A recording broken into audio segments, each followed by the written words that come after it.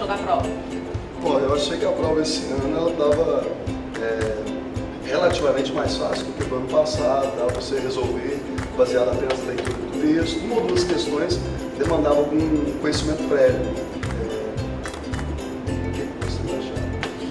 Bem, a prova esse ano, eu concordo com o Rodrigo, ela está um pouco mais fácil, mas se a gente tiver o conhecimento prévio da disciplina, alguns conceitos aí que transcendem as várias épocas, né? Tanto a filosofia antiga, a moderna e a contemporânea, vai ficar um pouco mais fácil de resolver as questões. E você, Thiago?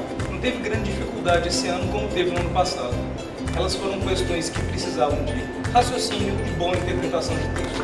Claro que um conhecimento prévio da matéria faz com que a sua resolução seja ainda mais rápida e ganhe mais tempo para a prova.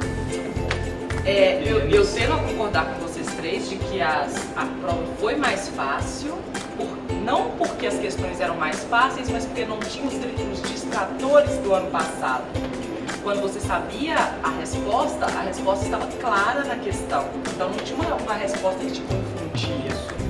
Então, a gente teve questões como a do Descartes, do Habermas, Epicuro, Platão, que estavam fáceis porque não tinham distratores, mas caso você não soubesse o conteúdo, você não faria. Elas se tornavam muito mais difíceis. Isso. Então esse ano tem um caráter bem diferente do ano passado. Eram coisas mais diretas. Enquanto ano passado elas eram mais diluídas, esse ano, se você não soubesse a matéria, Não daria conta. tudo isso que a gente falou de ser fácil, talvez para você não fosse nada fácil. Por exemplo, a questão do Platão, Jordano. Então, a questão do Platão, ela é fácil, mas se você não souber Platão, não tem jeito de respondê-la. A questão, ela apresenta um afresco, uma pintura do Rafael Sanzio, que é a famosa escola de Atenas, na qual Aristóteles está apontando para baixo e Platão está apontando para cima. E a questão pergunta sobre o conhecimento. O que esse gesto significa? A gente pode então colocar a questão dentro da chamada epistemologia, ou teoria do conhecimento. E o que significa então Platão apontar o dedo para cima? A gente sabe muito bem, para Platão, conhecimento era o conhecimento das essências, ou seja, daquelas características que definem os objetos sensíveis. E como nós não podemos ver essas essências, para Platão nós só podemos encontrar através da razão, da contemplação, exatamente. E a razão vai nos levar ao chamado mundo inteligível, ou mundo das ideias, no qual se encontram as essências e as ideias de todas as coisas que existem aqui nesse mundo sensível. Sendo assim, ele fala que nós só podemos encontrar essa essência através do método dialético. E o método dialético é um processo de diálogo, de contraposição e contradição de ideias, que de uma ideia vai se levando a outra até chegar em última instância à ideia perfeita ou à essência da coisa. Então, apontando o dedo para cima, Platão quer dizer que o conhecimento, a verdade, ele não se encontra aqui nessa realidade, que é mutável, imperfeita, corruptível, mas se encontra em uma realidade inteligível ou das ideias, em que lá tudo é eterno, imutável e perfeito. Por isso que o conhecimento é possível para Platão. Vamos ler a opção que a gente considerou correta? Claro. Eu acho que é uma boa, tá? Bom, para essa questão seria a opção, não sei qual está na sua prova, mas que fala que seria a realidade inteligível por meio do método dialético. Beleza? Já a questão 16 no caderno amarelo falava sobre Descartes, René Descartes. Uma questão bastante trabalhada em sala de aula, porque Descartes é considerado o pai da filosofia moderna, né, ali com o seu método racional para fundar o conhecimento.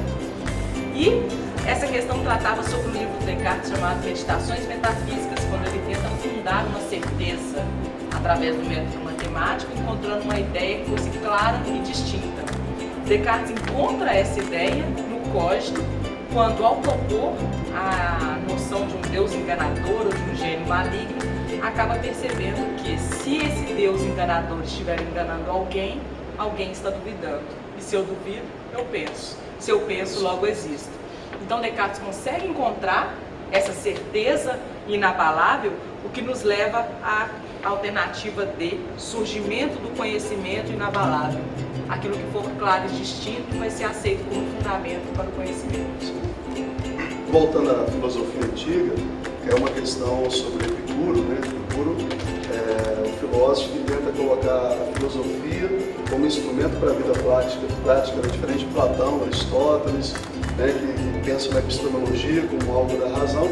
Então a tarefa dos filósofos do período helenístico é de tentar fazer da filosofia uma espécie de farmacon da alma para a vida e tudo mais. Então cai um trecho da carta sobre a felicidade, só que eles não colocam na questão, não colocam a citação lá de carta sobre a felicidade para induzir a resposta certa, a alternativa certa, que vai ter a palavra felicidade, que eu vou ler daqui a pouco, mas basicamente o conteúdo da questão faz uma reflexão sobre os desejos, né? Os desejos que são mais importantes, que são naturais e necessários, os desejos que são inúteis, desnecessários, que não nos levaria a uma duração de prazer.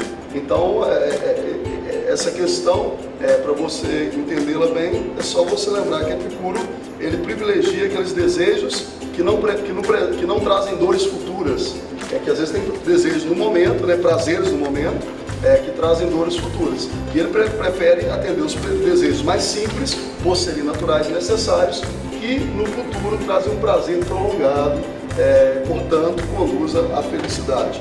Então nós marcamos como resposta certa a alternativa A, que a finalidade do homem é alcançar o prazer moderado e a felicidade. Um distrator possível nessa questão é o estudante imaginar que o prazer para Epicuro é como se fosse o prazer que as pessoas têm no senso comum, que achar que o prazer equivale a qualquer tipo de prazer. Então, para Epicuro, o prazer que vale é o prazer que atende ao desejo, que é mais natural, necessário, fácil de ser alcançado. E uma coisa que a gente trabalha em sala é a diferença entre o prazer, né, que os gregos chamavam de hedoné, e a felicidade, que é a eudaimonia. Então, o aluno que assistiu às nossas aulas, ele sabe diferenciar esse prazer moderado do prazer exagerado. Exatamente. Prazer hedonista, talvez, Isso. né? De um prazer moderado. A outra questão que a gente quer ver com vocês é a que fala sobre Galileu. Essa questão trata pra gente da revolução científica do século XVII, relação da busca do homem em relação à natureza, como compreender, como não compreender. E essa é uma questão que tem algumas características que podem levar o aluno ao erro, que é a relação da linguagem matemática e da linguagem comum. Se o aluno confundir e entender que linguagem é sempre a mesma coisa, não vai rolar. Linguagem matemática é uma linguagem bem diferente. O mundo matemático é um mundo diferente do mundo da linguagem comum. São comunicações diferentes. E esse seria o grande distrator diluído na resposta, nas questões e opções. Sendo que a opção correta diz o seguinte: oposição da nova física quantitativa aos pressupostos da física, da filosofia escolástica. Então ele está mostrando que essa nova proposta que veio com Galileu dá para contrapor o que veio antes, o pensamento medieval da filosofia escolástica do período anterior a Galileu. É isso. Eu acho que vale a pena lembrar, mesmo que não tenha caído uma questão específica de filosofia medieval, tanto essa do Galileu quanto a de Platão, ela faz referência a temas medievais.